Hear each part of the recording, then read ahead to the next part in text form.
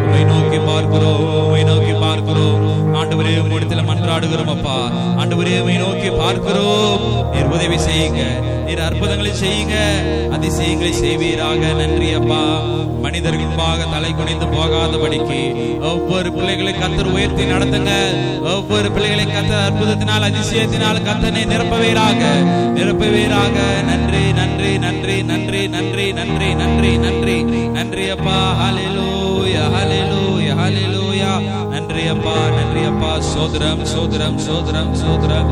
பெரியவரே, துதிக்கு பாத்திரரே, கனத்துக்குரியவரே, எல் ஷடாயின் தெய்வமே, உம்மை நோக்கி பார்க்கிறோம், உம்மை நோக்கி பார்க்கிறோம் அப்பா. ஹல்லேலூயா. நன்றி தெய்வமே, நன்றி தெய்வமே, நன்றி தெய்வமே.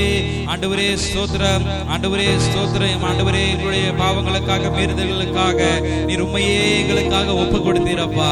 ஆண்டவரே ஸ்தோத்திரம். ஆண்டவரே நீர் எங்கள் மேல் வைத்த அன்பு பெரியது, நீர் எங்கள் மேல் வைத்த கிருபை பெரியது, நீர் எங்கள் மேல் வைத்த இரக்கம் பெரியது. ஆவியானவரே, ஆண்டவரே நீர் எங்களோடு கூட இருந்தால் ஆண்டவரே ஸ்தோத்திரம், சேனைக்குள் பாய்வேன், மதிலை தாண்டிடுவேன், பயப்படவே மாட்டேன் அப்பா. ஹல்லேலூயா ஹல்லேலூயா.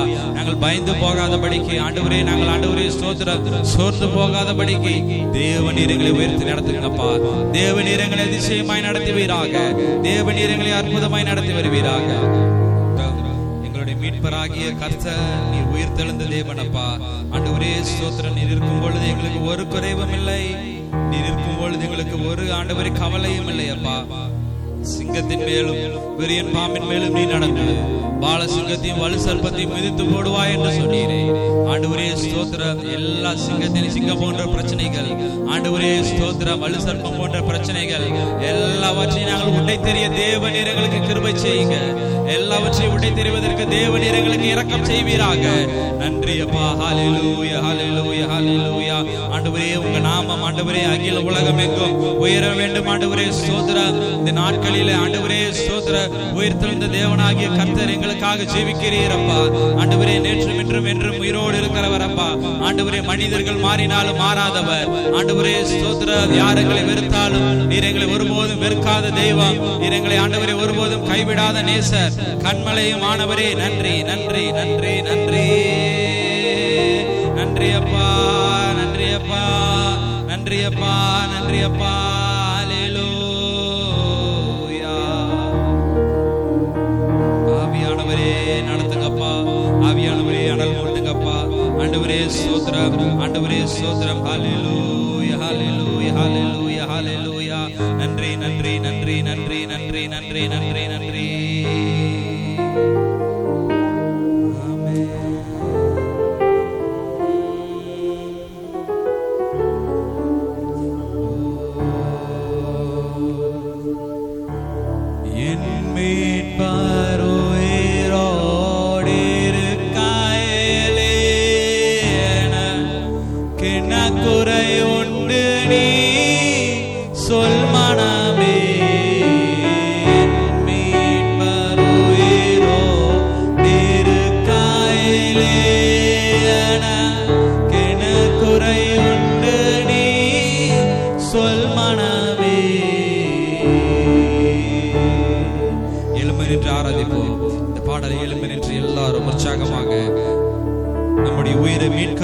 தன்னுடைய சொந்த உயிரை பலியாக கொடுத்தார். ஆனாலும் கர்த்தர் நமக்காக பரிந்து பேசுகிறவராக இருக்கிறார். ஆனாலும் கர்த்தர் நமக்காக பிதாவிடம் பரிந்து பேசுகிற ஒரு அன்பின் தகப்பனாகிய கர்த்தர். ஹல்லேலூயா ஹல்லேலூயா.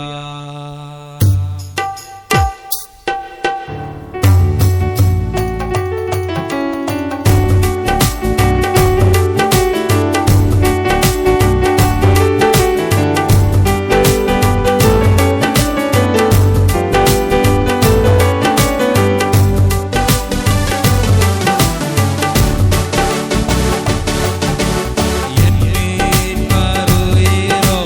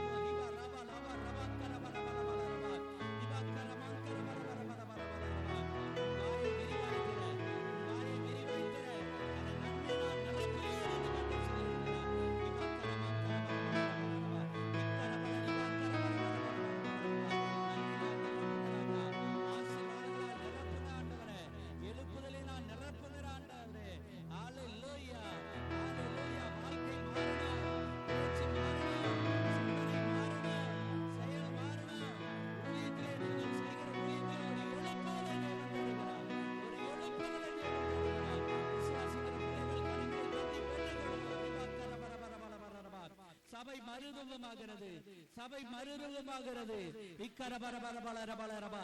எஸ்தர் ராஜாத்தியே, எஸ்தர் ராஜாத்தியே, உன் வேண்டுதல் என்ன? உன் வேண்டுதல் என்ன? இந்த ராஜ்யத்தில் பாதி கேட்டாலும் அதை நான் உனக்கு தருவேன். இந்த ராஜ்யத்தில் பாதி கேட்டாலும் நான் உனக்கு தருவேன்.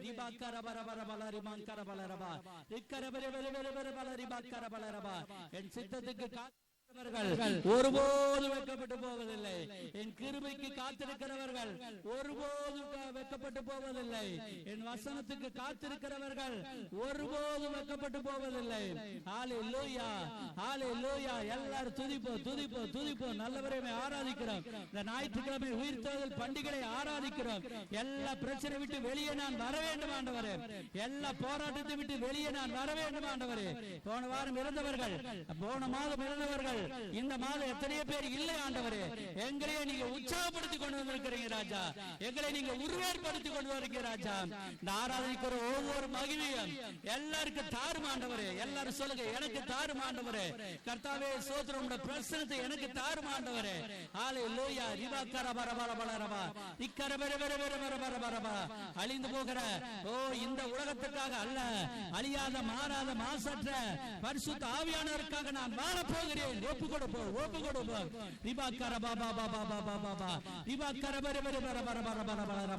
எலியா மேலே இருந்து ஒரு சால்வை எலிசா மேல் விழுந்தான். ஆண்டவர் இன்றைக்கு ஒரு புது அபிஷேகத்தை உங்கள் மேல் போடுவாராக. எல்லாரும் வாய்களை திறந்து சத்தத்தை உயர்த்தி கரங்களை தட்டி நல்ல ஜாமனுங்க பார்க்கலாம். பின்னாடி இருக்கிறீங்க நல்ல ஜாமனுங்க. ஹல்லேலூயா. முன்னாடி இருக்கிறீங்க நல்ல ஜாமனுங்க. வாய்களை திறங்க, கண்களை மூடுங்க. நிரப்புங்கப்பா, நிரப்புங்கப்பா, நிரப்புங்கப்பா என் காலியான பாத்திரத்தை. ஓ, இந்த உயிர்த்தெழுந்த நாளை நீங்க நிரப்புங்க ராஜா.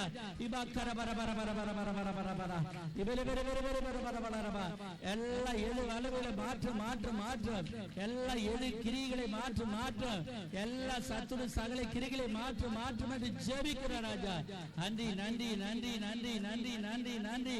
கர்த்தர் பெரியவர், கர்த்தர் பெரியவர், கர்த்தர் பிரபு, கர்த்தர் ராஜா, கர்த்தர் ராஜாதி ராஜா, கர்த்தாதி கர்த்தர், கண்மலையானவர், கோட்டையானவர், துருகமானவர், நம்பிக்கையானவர், அருணானவர், பலனானவர், ஆறுதலானவர், அடைக்கலமானவர். நன்றி நன்றி நன்றி நன்றி நன்றி நன்றி ராஜா. உயிர்த்தெழுந்த நாளுக்காக ஸ்தோத்திரம். உம்முடைய உயிர்த்தெழுந்த ஆசீர்வாதத்துக்காக ஸ்தோத்திரம் ஆண்டவரே. நன்றி அப்பா. உயிரோடு எழுந்தவரே உம்மை ஆராதனை செய்கிறார்.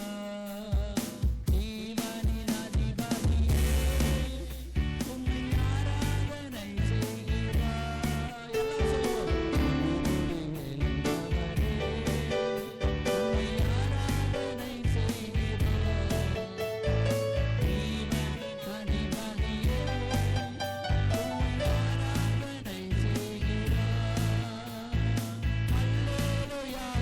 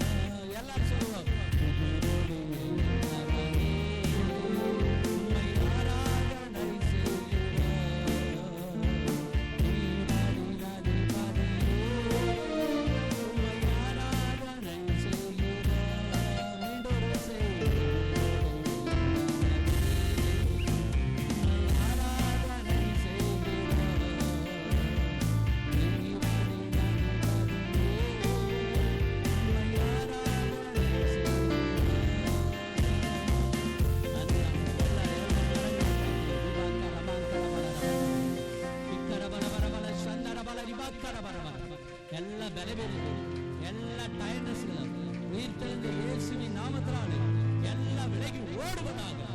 வீட்டிலும் காட்டிலும் வெள்ளாமையிலும் மிருகஜீவிலும் கிரியை செய்கிற பொல்லாத ஆவிகள் இந்த சபையின் நடுவில் இந்த ஞாயிற்றுக்கிழமை உயிர்த்தெழுந்த நாளிலே எல்லா ஆவிகளும் ஒவ்வொரு குடும்பத்துக்கு விரோதமாக எழுப்புகிற எல்லா ஆவிகளும் விலகி எல்லாம் விலகி நோய்களையும் பேய்களையும் கொண்டு வந்து மக்களை சித்திரவதை பண்ணுகிற, மக்களை மரணத்துக்குள் ஆக்க நினைக்கிற ஆவிகள் எல்லாம் விலகி பலவீனத்தை எடுத்துக்கொண்டு ஓடேசுவினாவதால் பொல்லாத கிரிகள் விலகி ஓடுவதாக, எதிர் வல்லமைகள் விலகி ஓடுவதாக. ஆமென். கர்த்தர் தாவீதோடு இருந்தார், அவன் வர வர வர வர விருத்தி அடைந்தான். கர்த்தர் யோசேப்போடு இருந்தார், அவன் காரிய சித்தி உள்ளவனாய் மாறினான்.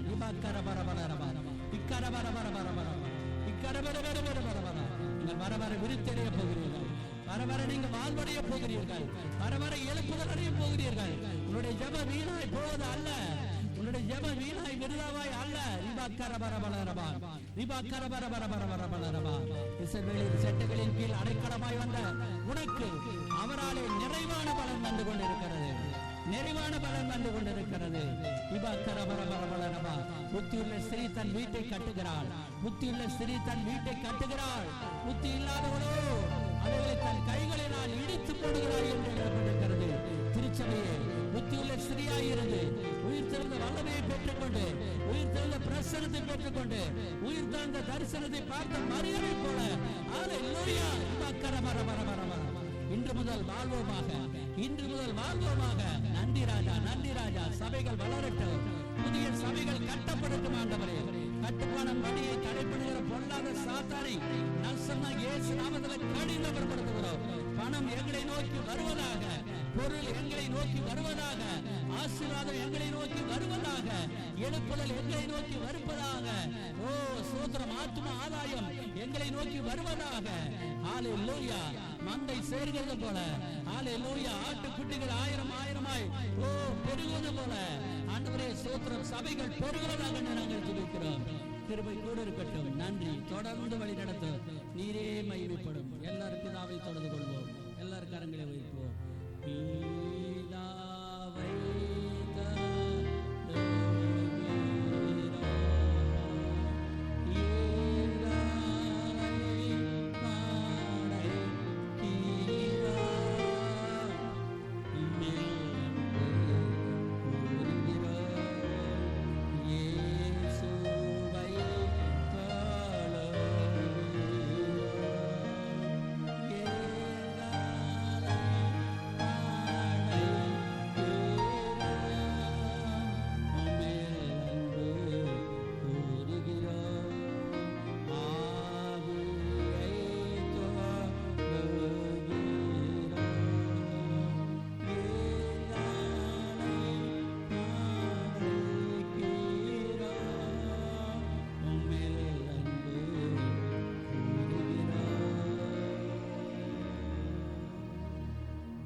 ஓசியா தீர்க்க தரிசனம் 6ஆம் அதிகாரம் 2வது வசனத்தை வாசிக்கலாம்.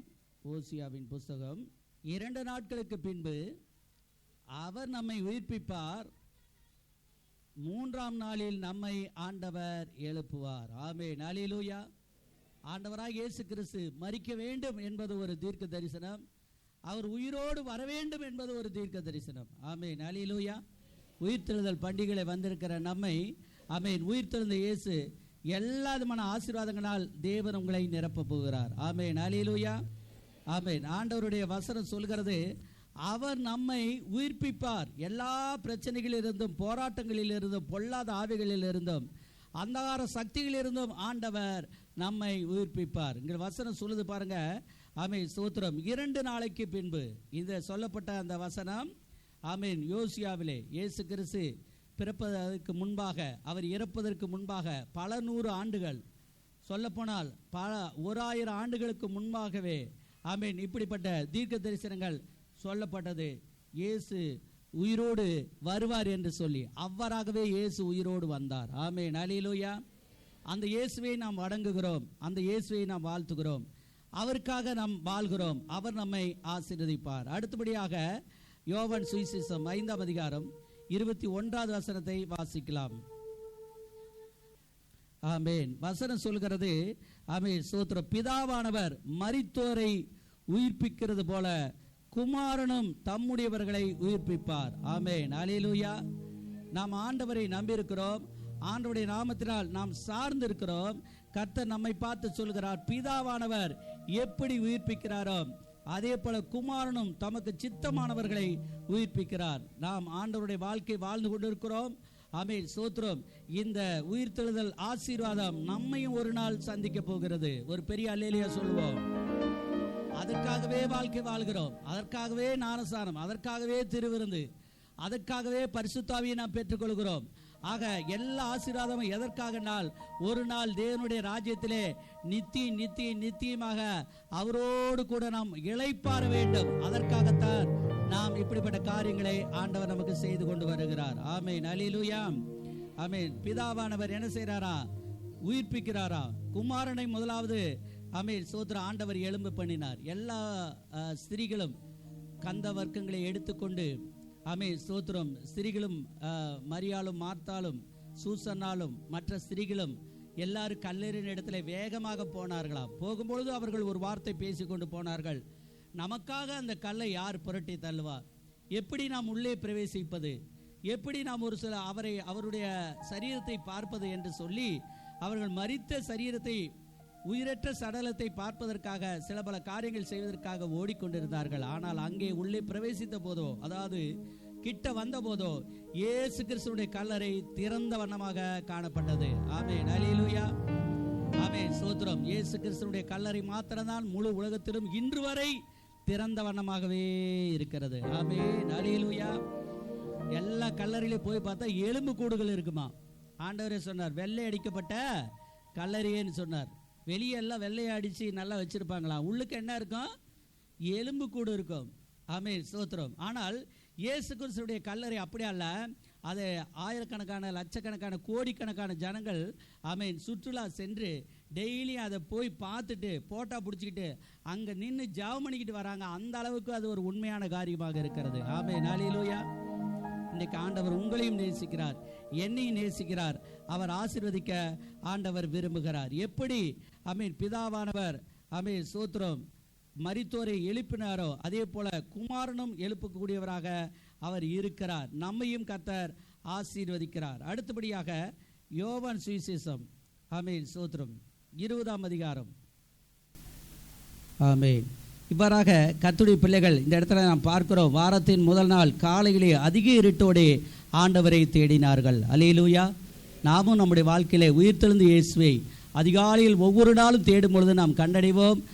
அதிகாலையில் தேடுகிறவர்கள் என்னை கண்டடைவார்கள் என்று எழுதப்பட்டிருக்கிறது. நம்முடைய தேவனை குறித்து ஏன் இவ்வளவு தெளிவாக எழுதப்பட்டிருக்கிறது சொன்னால், பலமாய் நிரூபிக்கப்பட்ட ஒரு தேவகுமாரனாக அவர் இருக்கிறார். ஆமென். அல்லேலூயா. அறகுறையாக அல்ல, சாக்கு போக்காக அல்ல. அந்த காலத்திலே இயேசு கிறிஸ்துவை என்ன செய்றாங்க? ஆமென் ஸ்தோத்திரம். அவர் உயிர்த்தெழுந்த போது அந்த உயிர்த்தெழுந்த செய்தியை போர் வீரர்கள் போய் சொல்கிறார்கள், ஆண்டவர் உயிரோடு போயிட்டாரு, நாங்கள் எவ்வளோ காவல் காத்தோம், ஆனாலும் எங்களை முடியல அப்படின்னு.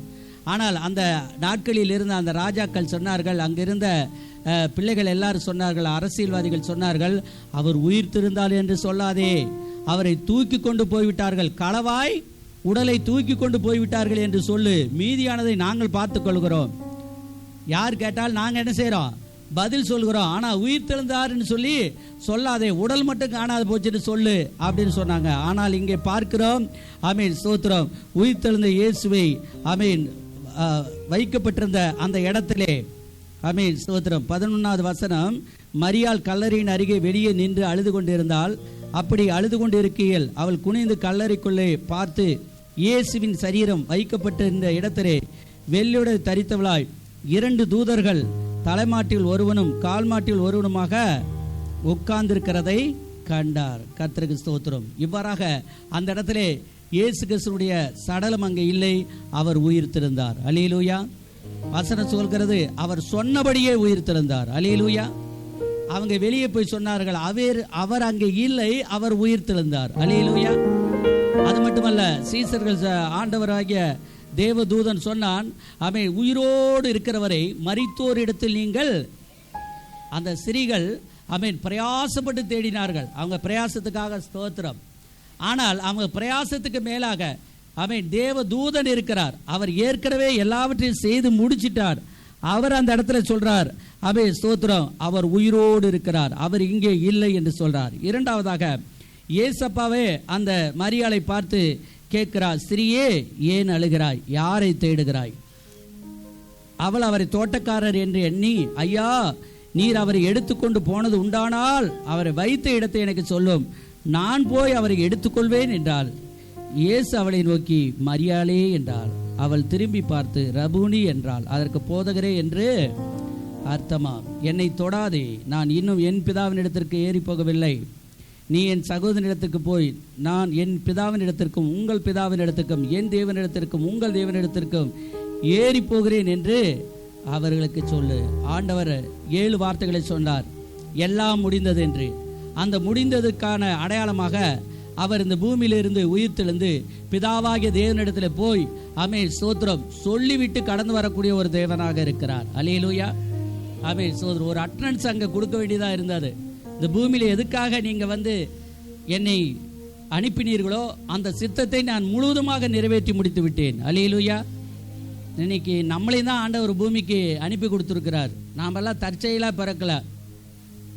புருஷ சித்தத்தினாவது மாம்சத்தினாலாவது நாம் பிறக்கவில்லை. நாம் எல்லாரும் தேவனாலே பிறந்தவர்கள். அல்லேலூயா. எல்லாருமே ஒரு சர்ச்சு கட்டணும், எல்லாருமே ஊழியத்தை செய்யணும், எல்லாருமே பகுதி நேரமாகவோ முழு நேரமாகவோ எவ்விதத்திலேயாவது நாம் தேவனை மையப்படுத்துகிறோம். அதுக்கோசரம் தான் தேவன் நம்மை பூமிக்கு அனுப்பி கொடுத்திருக்கிறார். அல்லேலூயா. அவர் அவருடைய வேலையை செய்து முடித்தார்.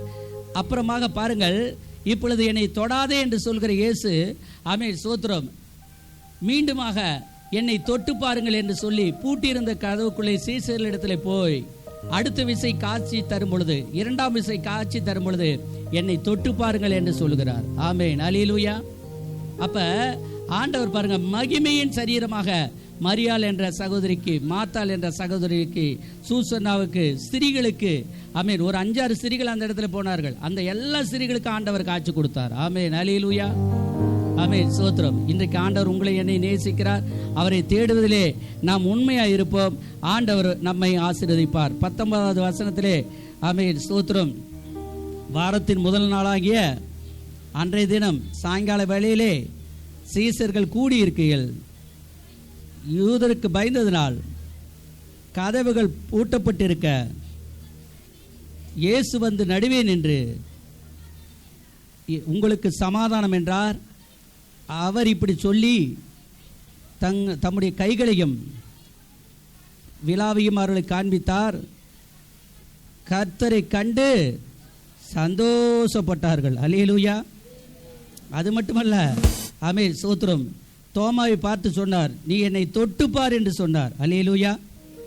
27வது வசனம், தோமாவை நோக்கி, நீ உன் விரலை இங்கே நீட்டி என் கைகளை பார், உன் கையை நீட்டி என் விலாவிலே போடு, அவிசுவாசியாயிராமல் விசுவாசியாயிரு என்றார். 3வது விசையாக காட்சி கொடுத்து ஆண்டவர் சொல்கிறார், என்னை தொட்டுப்பார், என் விரலை தொட்டிப்பார், என் கைகளை பார், என் கால்களை பார், என் விலாவை பார், அவிசுவாசியாயிராதே, விசுவாசமாயிரு. அல்லேலூயா.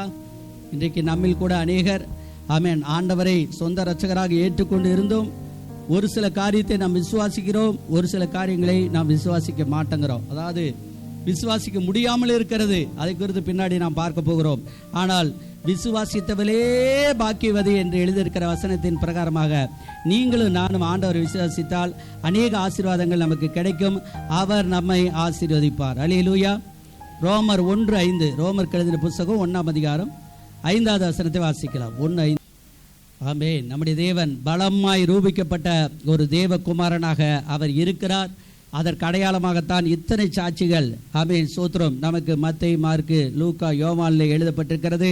கர்த்தர் நம்மை ஆசீர்வதிக்கிறார். நம்முடைய தேவன் மறுரூபமடையக்கூடிய ஒரு தேவனாக இருக்கிறார். நம்முடைய தேவனை யாரும் ஸ்தோத்திரம் கொல்ல முடியாது. அவராகவே ஜீவனை கொடுத்தார், அவராகவே உயிர்த்தெழுந்தால். கல்லறை என்னுடைய மூடியிருந்த கல் யார் தள்ளுவார்கள் என்று நினைத்தார்கள், ஆனால் தேவ தூதன் தள்ளி மக்களுக்கு உதவி செய்தார். அல்லேலூயா.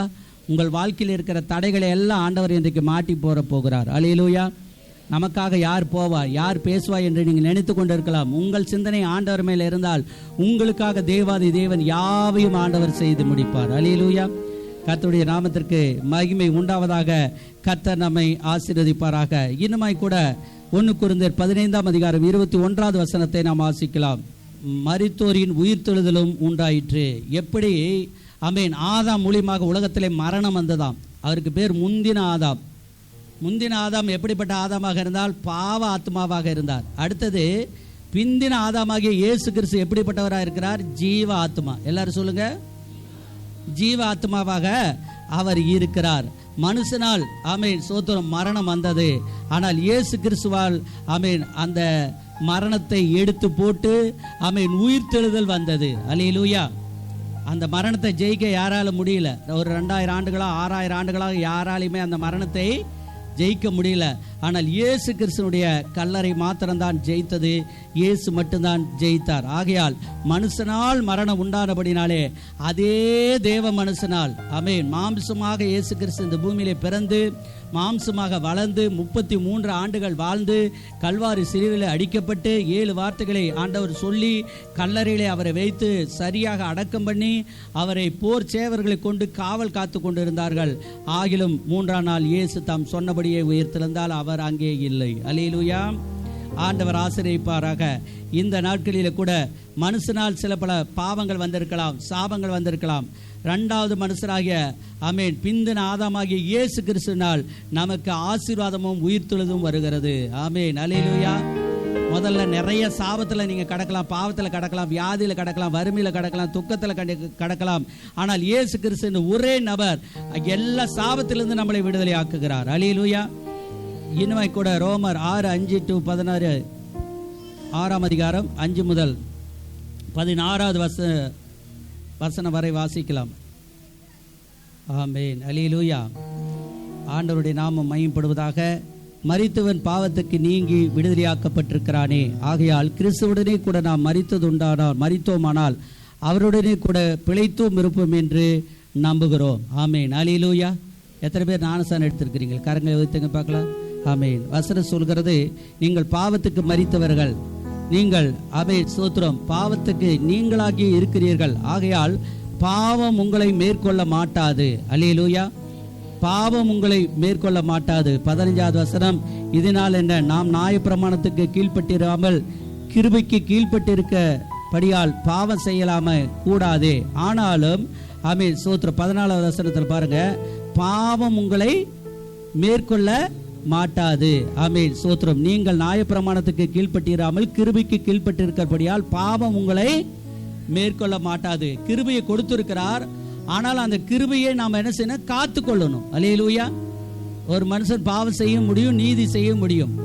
ஒரு மனுஷன் நன்மை செய்யவும் முடியும், தீமை செய்யவும் முடியும். ஆனா ஆண்டவர் சொல்றாரு, நீ நன்மை செய். அல்லேலூயா.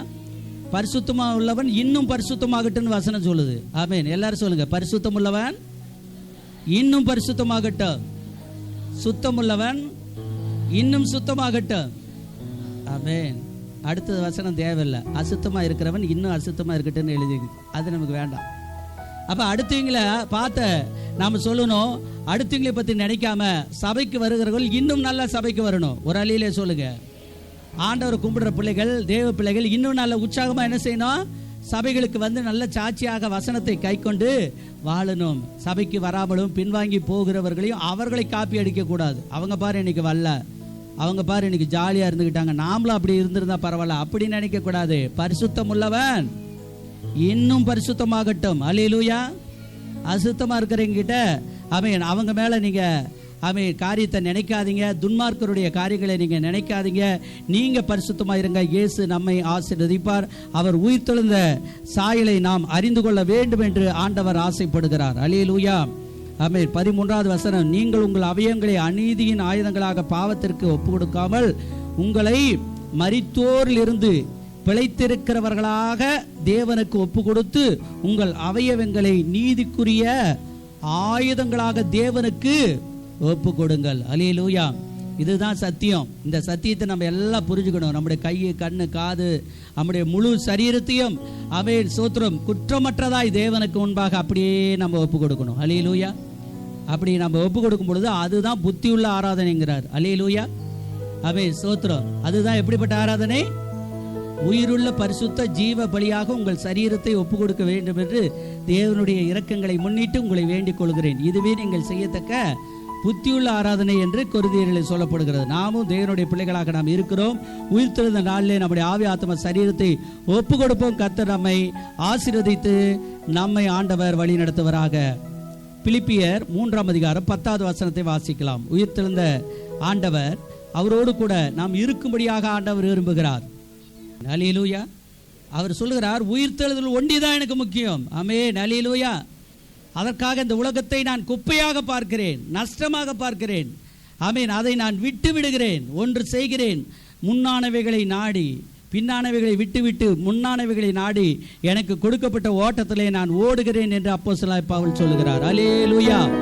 தேவ பிள்ளைகளாகி நீங்களும் அப்படி சொல்ல வேண்டும். எப்படி ஆகிலும் நான் தகுதியாக வேண்டும், ரகசிய வரைக்கு தகுதி ஆகணும். அதுதான் உயிர்த்தெழுந்த நாளில் நீங்கள் கற்றுக்கொள்ள வேண்டிய சத்தியம். 666 சீக்கிரமாக வரப்போகிறது. எல்லா இடத்துலையும் பாருங்க, ஃபாஸ்டேக் எல்லாம் மாறிக்கொண்டு வருகிறது, ஆதார் கார்டு எல்லாம் மாறிக்கொண்டு வருகிறது. ஒவ்வொன்றிலும் புது புது திட்டங்கள் 3 மாதத்துக்கு ஒரு தரம் 6 மாதத்துக்கு ஒரு தரம் மாறிக்கொண்டே வருகிறது. அரசாங்கத்தில் மாற்றிக்கொண்டே இருக்கிறார்கள். இதெல்லாம் எதை நோக்கி போகிறது என்றால், ஒரு கார்டு சிஸ்டம் வரப்போகிறது. ஒரே கார்டு, எல்லா லைசன்ஸ் அது இது பாஸ்போர்ட்டு அப்படி இப்படின்னு சொல்கிற நம்ம வச்சிருக்கிற அத்தனை கார்டு அத்தனை பின் நம்பர் எல்லாம் சேர்ந்து ஒரே நம்பரில் பேய் நம்பரா 666 வரப்போகுது. அதுக்கொசரம் இந்த உலகம் தயாராகி கொண்டு இருக்கிறது. அதை நாம் செலுத்தி விட்டோமானால் அது 3 விதத்தில் வரும். ஒரு எண்ணாக வரும், பொம்மையாக வரும், ஆமென், ஸ்தோத்திரம், எழுத்தாக வரும். ஒரு லக்கத்தையாவது முத்திரையாவது அதனுடைய நாமத்தையாவது என்ன செய்யணும்? தரித்து கொள்ள வேண்டும் என்று அது சொல்லும். ஆனால் நாம் தரித்து கொள்ளக்கூடாது. அல்லேலூயா. ஒரு பேர் வருதான், அல்லது ஒரு மிருகம் மாதிரி ஒரு முத்திரை வருதான். அப்படி பேரும் வரல முத்திரையும் வரலைன்னா என்ன பண்ணுதான்? நம்பர் வருதான். இந்த 3 காரியத்தை நம்ம அறிந்திருக்கணும். எங்கெங்கெல்லாம் இலவசம் என்று சொல்கிறார்களோ அங்கெல்லாம் கொஞ்சம் கவனமாக இருங்கள். அல்லேலூயா. சில நேரத்தில் கடன் தள்ளுபடி பண்ணுகிறேன்பாங்க. சில நேரத்தில் உங்களுக்காக லோன் 10 லட்சம் 5 லட்சம் இலவசமாக தரேன் அப்படிம்பாங்க. அதுக்கெல்லாம் ஆசைப்பட்டு சில பல காரியங்களை நாம் செய்வோமானால் நாம் மாட்டிக்கொள்வோம். அப்படி இராதபடி கர்த்தர் நம்மை பாதுகாப்பாராக. ரகசிய வருகைக்குள்ளாக ஆமென், ஸ்தோத்திரம், அவருடைய வருகையிலே முன்னாடி நாம் நின்று கொண்டிருக்கிறோம். தயாராக இருப்போம். கர்த்தர் நம்மை ஆசீர்வதிப்பார். ஆமென், அல்லேலூயா. யோவான் 11:25, யோவான் 11ஆம் அதிகாரம் 25வது வசனத்தை வாசிக்கலாம். ஆமென். என்னை விசுவாசிக்கிறவன் என்ன செய்வான்? மரித்தாலும் பிழைப்பான். ஆண்டவரை நம்புகிற பிள்ளைகள். ஆமென். லாசருவை நாம் பார்க்கிறோம். அவரை விசுவாசித்தார். ஆமென். 3 பேர் அந்த குடும்பத்தில், 2 அக்கா தங்கச்சி ஒரு தம்பி. அந்த வாலிபன் திடீரென்று நோய்பட்டு மரணம் அடைந்து விட்டார். ஆனால் இயேசு 4 நாள் கழித்து அதே ஊருக்கு வந்து அதே கல்லறையிடத்திலே அவர் வைத்த அந்த கல்லறையிடத்திலே போய் நின்று ஆமென், உரத்த சத்தமாய் லாசருவே வெளியே வா என்றார். உடனே மரித்தவன் வந்தான். அல்லேலூயா. ஆண்டவர் சொல்றார், என்னை விசுவாசிக்கிறவன் ஆமென், எவ்வளோ நோய் நொடி வந்தாலும் சரி, டாக்டருங்க என்ன பண்ணிடுவாங்க? நீ மரித்து போய் விடுவாய் என்று கூட சொல்லலாம். ஆனால் ஆண்டவரை நீங்கள் விசுவாசிக்கணும். அல்லேலூயா. அநேகருக்கு சுகம் வரமாட்டேங்குது. ஏன் வரமாட்டேங்குதுன்னா நீங்கள் விசுவாசிக்க மாட்டேங்கிறீங்க. ஆமென், ஸ்தோத்திரம். விசுவாசித்தவளே பாக்கியவதி. மரியாள் கிட்ட சொன்னாங்க, உனக்கு ஒரு குழந்தை பிறக்க போகுது அப்படின்னு. அப்போ அந்த மகள் என்ன தெரியுமா சொன்னாங்க? அப்படியே ஆக கடவுதுன்னாங்க. அல்லேலூயா. தேவதூதன் ஏதாவது ஒரு வார்த்தையை சொன்னால் அந்த வார்த்தைக்கு சந்தேகம் கேட்டுட்டு அந்த மகள் சொல்கிறாங்க. எப்படி சொல்கிறாங்க? இன்னைக்கு எத்தனை பேர் பிரசங்கத்தை அப்படியே ஆக கடவுதுன்னு சொல்ல போகிறீங்க? ஆமேன் சொல்லுங்க. அற்புதம் உங்களுக்கு நடக்கும். ஆமேன். ஆண்டவர் உங்களை ஆசீர்வதித்து உயர்த்துவார். ஆமேன். ஆண்டவர் உங்களை பரிசுத்தப்படுத்துவார். ஆமேன். அப்போ அதை விசுவாசிக்கிறவங்களுக்கு அந்த நன்மை நடக்கும். விசுவாசிக்காதவர்களுக்கு அந்த நன்மை என்ன செய்யாது? நடக்காது. கர்த்தருக்கு ஸ்தோத்திரம். என்னை விசுவாசிக்கிறவன் மரித்தாலும் பிழைப்பான். நோயிலிருந்து பேயிலிருந்தும் எல்லா காரியத்திலும் தான் ஆண்டவர் நம்மை விடுதலையாக்க போதுமானவராக இருக்கிறார். உயிர்த்திருந்த வல்லமை நாம் பிடித்து கொண்டு ஓட வேண்டும். அடுத்தபடியாக லூக்கா சுவிசேஷம் 24ஆம் அதிகாரம் 13வது வசனத்திலே நாம் பார்க்கிறோம். 13லிருந்து 31 முடிய. ஆமென். அவங்க கண்கள் எப்படிப்பட்டிருந்ததா? மறைக்கப்பட்டிருந்தது. இன்றைக்கு நமக்கு எழுப்புதல் வராதுக்கு என்ன காரணம்? உயிர்த்தெழுதல் பண்டிகை வந்திருக்கிறீங்க, நிறைய அற்புதம் நடக்கணும், நிறைய அதிசயம் நடக்கணும். ஆமென், ஸ்தோத்திரம். அதுக்கு நம்ம என்ன செய்யணும்? வசனம் சொல்லுது, உங்களுடைய ஆவிக்குரிய கண்களை ஆண்டவர் திறக்க வேண்டும் என்று கேட்டுக்கொள்ளுங்கள். அல்லேலூயா. ஆமென். ஸ்தோத்திரம். கண் திறக்கப்பட்டவன் உரைக்கிறதாவது என்று என்னாகமத்திலே எழுதப்பட்டிருக்கிறது. நம்முடைய கண்கள் என்ன செய்யணுமா? திறக்கப்படணும். பிள்ளையை நம்முடைய வாழ்க்கையில பார்க்கிறோம். கழுதைக்கு கண் திறந்திருந்தது, ஆனால் அந்த மனிதனுக்கு கண் என்ன செய்யல? திறக்கல. அதே போல எலியா எலிசா சம்பவத்திலே நாம் பார்க்கிறோம். ஆமென். ஸ்தோத்திரம். எலியாவை சுற்றிலும் ஆமென் ஸ்தோத்திரம் அக்கினிமயமான குதிரைகள் இருப்பதை அவர் பார்த்தார். ஆனால் அவருடைய உடன் ஊழியர் கேயாசி அதை பார்க்கவில்லை. அவர் பார்க்காமல் இருந்தால் அவருடைய கண்கள் எப்படிப்பட்டிருக்கிறது? மறைக்கப்பட்டிருக்கிறது. ஆண்டவர் அந்த ஐயா ஜாம் பண்றாரு, பெரிய பாஸ்டர், இவனுடைய துணை ஊழியக்காரராக இருக்கிற இவனுடைய கண்களை திறந்துடலாம் ஆண்டவரே அப்படி என்று சொல்லி அவருடைய கண்களை திறந்து பார்த்தபொழுது ஒரு 4 அடிக்கு ஒரு தரம் ஒரு தேவதூதன் பட்டயத்தை உருவிக்கொண்டு இவர்களுக்கு ஆதரவாக நின்று கொண்டிருந்தார். அல்லேலூயா. நமக்கு வல்லமை வரணும்னா நம்முடைய ஆவிக்குரிய கண்கள் என்ன செய்யணும்? திறக்கப்படணும். கர்த்தருக்கு ஸ்தோத்திரம். நிறைய பேர் புக் எழுதுவாங்க. அந்த புக்கில் சொல்றாங்க, நான் 3 மணி நேரம் ஆண்டவரை பார்த்தேன், 2 மணி நேரம் பார்த்தேன், 5 மணி நேரம் பார்த்தேன், 5 நிமிஷம் பார்த்தேன். நான் சொல்றேன், எப்படியோ ஒன்று அவங்க பார்த்துருக்குறாங்க. அல்லேலூயா. அதனால அது பொய்ன்னு சொல்லலாம், நிஜம்னு சொல்லலாம். ஆனால் அவங்க ஏதோ ஒரு வல்லமை அவங்களுக்கு என்ன செஞ்சிருக்குது? கிடைச்சிருக்குது. உங்கள் கண்கள் திறந்தால்தான் நீங்கள் உயிர் திறந்த வல்லமையை என்ன செய்ய முடியும்? பெற்றுக்கொள்ள முடியும். அடுத்தபடியாக ஆமென் ஸ்தோத்திரம் அவங்களுக்கு என்ன இருந்ததா? லூக்கா சுவிசேஷம் 24-25 வசனத்தை வாசிக்கலாம். ஆமென். இதில் எழுதப்பட்டிருக்கிறது. ஆமென். அப்பொழுது அவர் அவர்களை நோக்கி, தீர்க்க தரிசிகள் சொன்ன யாவையும் விசுவாசிக்கிறதுக்கு புத்தி இல்லாத மந்த இருதயம் உள்ளவர்களே. அல்லேலூயா. யாருக்கும் என்ன இருதயம் இருக்கக்கூடாது? மந்த இருதயம். அவங்க என்ன விசுவாசிக்கலையா? பிரசங்கத்தை விசுவாசிக்கவில்லை. தீர்க்க தரிசிகள் சொல்வதை என்ன செய்யல? கஷ்டமா இருக்குன்னு வீட்டிலேயே தூங்கிட்டு இருக்கிறதுனால, வேலைக்கு போறதுனால உங்க கஷ்டம் மாற போறது கிடையாது. இங்க வந்து முழங்கால் படியிட்டு தேவனிடத்திலே உங்கள் குறைகளை சொல்ல வேண்டும். ஸ்தோத்திரம். அல்லேலூயா. அன்னைக்கு நாம் உற்சாகமாக உபவாசம் இருந்து அந்த இடத்துல நாம் ஜெபம் பண்ணுகிறோம்.